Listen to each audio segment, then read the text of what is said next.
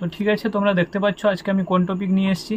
ওকে, তোমাদের কি হচ্ছে নিউট্রিশন যে আছে, যারা ক্লাস 11 মানে এবছর 11-এ পড়ছো, ওকে, ওদের যে প্রথম সেমিস্টারে যে পরীক্ষা হবে সেটা সম্পূর্ণ এমসিকিউ বেসড হবে। আর নিউট্রিশনের ক্ষেত্রে এমসিকিউ বেসড হলে কি তোমাদের বই কিনে কন্টিনিউয়াসলি পড়তে হবে, তারপরে থেকে তোমাদের প্রশ্ন উত্তর সলভ করতে হবে, তো অনেক বেশি প্রবলেম হয়।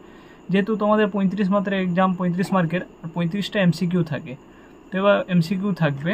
তো আমার মেন উদ্দেশ্য ছিল যে কিভাবে তোমরা ইম্পর্টেন্ট এমসিকিউগুলো, তোমরা তো যেহেতু মাধ্যমিক দিয়ে এসছো, তা তোমরা নিউট্রিশন সম্বন্ধে কোনো আইডিয়া থাকবে না।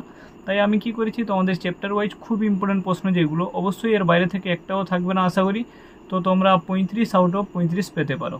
ওকে, তো আমি শুরু করি যে নিউট্রিশনের যে পিডিএফটা আছে, তোমরা চাইলে এখান থেকে স্ক্রিনশট নিতে পারো। ওকে, আর অবশ্যই ফ্রি পিডিএফ আর পেড পিডিএফ দুটোই অ্যাভেলেবেল আছে। আর তোমাদের দেওয়া ডেসক্রিপশানে নাম্বারটা তোমরা পেয়ে যাবে।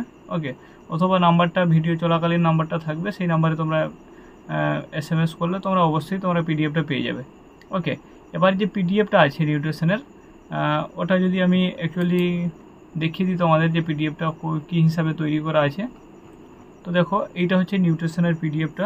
এটাকে একটু জুম করে নিই, তাহলে অনেকটা সুবিধা হবে।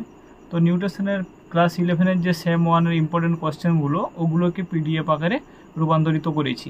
ওকে, তাহলে এখানে দেখো 2024 শিক্ষাবর্ষের এই পিডিএফটা, তো VVI ফর ইউ।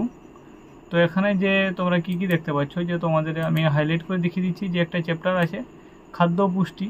ওকে, ঠিক আছে, দেখো, তো তোমাদের যে চ্যাপ্টারটা আছে যে খাদ্য পুষ্টি। ওকে, খাদ্য পুষ্টি বলে যে চ্যাপ্টারটা আছে, খাদ্য পুষ্টি আর স্বাস্থ্য, এই চ্যাপ্টার থেকে তোমাদের কি কি প্রশ্ন আছে। এই চ্যাপ্টার থেকে তোমাদের মেনলি বলে দিই যে টোটাল আছে 10টা প্রশ্ন আসবে। ওকে, 5+5 MCQ 10টা আসবে।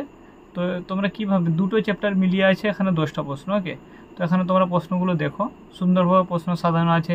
যেমন আছে সাপোজ দেহের পক্ষে ক্যালোরিবিহীন খাদ্য কোনটা। ওকে, পুষ্টির মান নির্ণয় করা হয়, এগুলো সংসদ নমুনাও প্রশ্ন দেওয়া আছে।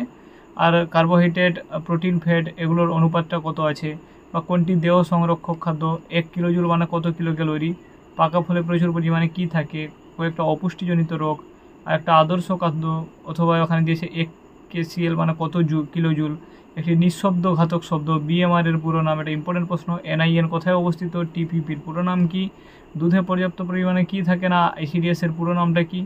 ওকে, এখানে মিউফায়ের পুরো নাম কি, ভিটামিন এর অভাবে কী রোগ হয়, রক্তে কোলেস্টেরল পরিমাণ বেড়ে গেলে কী হয়, WHO এর পুরো নাম কি, ভিটামিন সির অভাবে কী রোগ হয়, BMR এর পুরো নাম কি, রাতকানা কেন হয়, কোন ভিটামিনের জন্য, অ্যান্টিঅক্সিডেন্ট কয়েকটা ভিটামিনের নাম লেখো, বা এখানে প্রোটিন বাচক খাদ্য কী আর দুটি অ্যান্টিঅক্সিডেন্টের নাম, TPPর পুরো নাম, আর জেরপ্থ্যালিমিয়া হয় কোন ভিটামিনের অভাবে, দাঁত আর হাড় মানে অস্থি গঠনের প্রয়োজন হয়।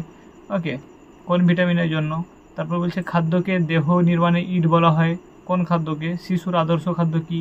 আর সবথেকে ইম্পর্টেন্ট প্রশ্ন এটা, যে তাপন মূল্য আর স্নেহদ্রব্য মানে যেটা ফ্যাট, প্রোটিন আর কার্বোহাইড্রেটের যে অনুপাত, ওতে 1 গ্রামে কত ক্যালোরি থাকে। ওকে, কত কিলো ক্যালোরি থাকে।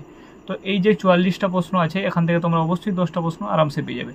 তারপরে পুষ্টিতে কার্বোহাইড্রেট, এটা থেকে তোমাদের থাকবে 10 মার্ক থাকবে। এবার এই পুষ্টিতে কার্বোহাইড্রেট দেখো, আখের রসে দ্বিশর্করা আছে, ওর নাম কি, গ্লুকোজে কী থাকে, স্টার্চ একটা কী, তারপরে জলে অদ্রবণীয় একটা। ওকে, পেঁয়াজে অবস্থিত শর্করাটার নাম কি, কার্বোহাইড্রেটের হাইড্রোজেন আর অক্সিজেন অনুপাত বিজারণধর্মী শর্করা, কার্বোহাইড্রেটের কাজ, অ্যামাইনো সুগারের উদাহরণ আছে। ওকে, চতুঃশর্করার উদাহরণ একটা, প্রাণী উৎসের শর্করা কোনটা, রক্তে গ্লুকোজের পরিমাণ স্বাভাবিক তুলনায় কম থাকলে কী হবে, গ্লুকোজের পরিমাণ স্বাভাবিক থেকে বেশি হলে কী হবে, আর চালে কার্বোহাইড্রেটের পরিমাণ কত, বায়োজের সংকেত, ট্রায়োজের সংকেত, টেট্রাজের সংকেতটা কী, আর প্রাণীদেহের শেষসার কাকে বলে, খাদ্যের অপাচ্য অংশকে কী বলে। তো এখানে 34টা প্রশ্ন থেকে অবশ্যই তোমরা 10টা পেয়ে যাবে কার্বোহাইড্রেট থেকে। তারপর হচ্ছে পুষ্টিতে প্রোটিন আর অ্যামাইনো অ্যাসিড। প্রোটিন আর অ্যামাইনো অ্যাসিডের মধ্যে 11 ছিল যে 2015-তে পেপটোন কি, সয়াবিনে কী থাকে, আর সরল প্রোটিন কি, অ্যামাইনো অ্যাসিডের মূলকগুলির নাম কি কি, দুগ্ধ প্রোটিনের উদাহরণ দাও, কনজুগেট প্রোটিন নয় কোনটি, অ্যামাইনো অ্যাসিডে উপস্থিত একটা মূলকের নাম, অ্যারোমেটিক অ্যামাইনো অ্যাসিড, ক্ষারীয় amino acid, aliphatic amino acid, অপরিহার্য অ্যামাইনো অ্যাসিড, স্যামন মাছে কোন প্রোটামিন আছে। ওকে, তঙ্কির একটা তঞ্চিত প্রোটিনের উদাহরণ দাও, বানান একটু মিস্টেক হয়ে গেছে। আর ফাইব্রিন কোন ধরনের প্রোটিন। ওকে, তারপরে ডিমের সাদা অংশে কোন প্রোটিন থাকে, 100 গ্রাম ডিমে কত প্রোটিন থাকে, ইউরিয়া গঠনে সহায়তা করে, পেপটাইড বন্ধনী কোথায় দেখা যায়, রেফারেন্স প্রোটিন বলতে কী বোঝো, দ্বিতীয় শ্রেণীর, প্রথম শ্রেণীর, তৃতীয় শ্রেণীর প্রোটিনটা কী, অ্যামাইনো অ্যাসিডটা কী। ওকে, সাংসদ নমুনা প্রশ্ন আছে। তো সংসদ নমুনা প্রশ্ন, তো তোমরা এখানে এই যে 33টা প্রশ্ন আছে, এই 33টার মধ্যে তোমরা প্রতিদিন থেকে 10 পেয়ে যাবে। ওকে, তারপরে আরেক থেকে গেল কি 10 10 20 আর 10 30 হয়ে গেল। এবার হচ্ছে স্নেহ পদার্থ থেকে 5 মার্কে থাকবে, 5টা এমসিকিউ থাকবে। লিপিডের অন্যতম উপাদান কি, সব থেকে বেশি কোলেস্ট্রল কোথায় থাকে, মোম কোন শ্রেণীর অন্তর্গত, তারপরে হচ্ছে ভোজ্য তেলকে বারবার ফোটালে বিষাক্ত হয়ে যায় কেন। ওকে, তারপরে লিনোলেইক অ্যাসিডের সর্বোৎকৃষ্ট উৎস কোথায়, কোলেস্ট্রল ঘটিত একটা রোগের নাম। আর মানে ফ্যাটে দ্রবীভূত হয় না কোন ভিটামিন, একটা কঠিন স্নেহ পদার্থ, একটা তরল স্নেহ পদার্থের নাম। স্নেহ পদার্থের অভাবে কী রোগ হয়।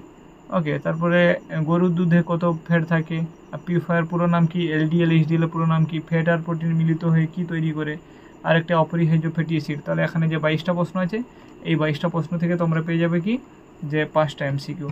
তো অবশ্যই তোমরা বুঝতে পেরেছো তোমাদের যে এইভাবে কিভাবে পিডিএফটা সাজানো আছে।